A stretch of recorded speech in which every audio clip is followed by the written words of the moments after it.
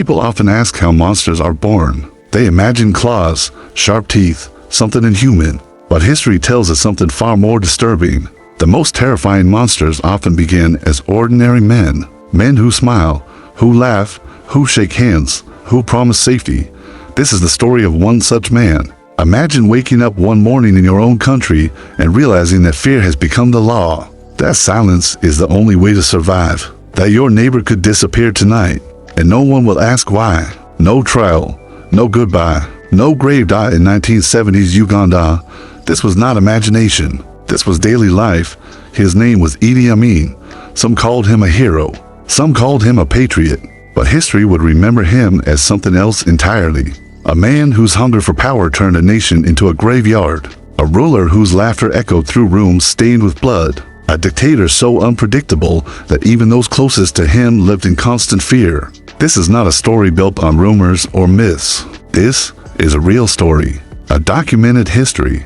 A human tragedy. And it begins not with a throne, but with a poor, uneducated boy who never imagined he would one day control the fate of millions. Idi Amin was born around 1925 in what was then British-controlled Uganda. Even his exact birth date remains uncertain, a symbol of how little the world noticed him in the beginning. He came from extreme poverty, no privilege, no formal education, no future, at least not one that anyone could see, but one thing set him apart: his physical presence. Idi Amin was tall, powerfully built, intimidating without saying a word. In a colonial system that valued strength over intelligence, this mattered.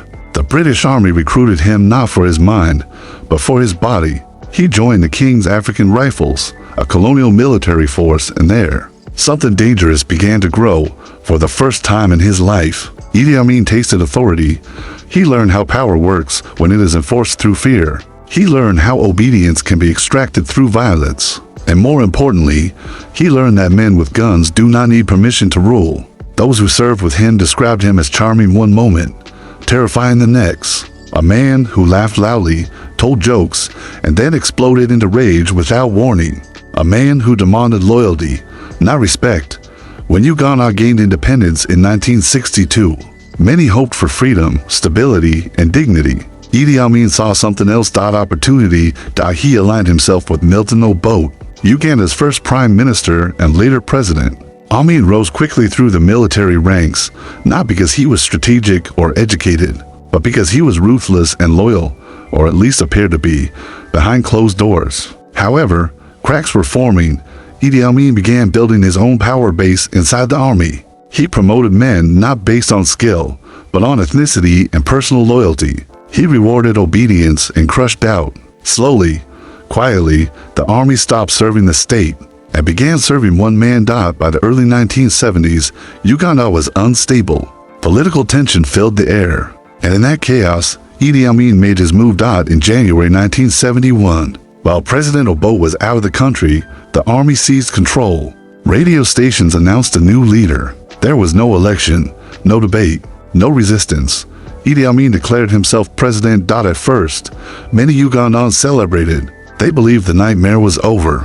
They believed Amin would restore order. They believed his promises. But what they didn't understand was this: the man who had just taken power did not fear bloodshed. He depended on it.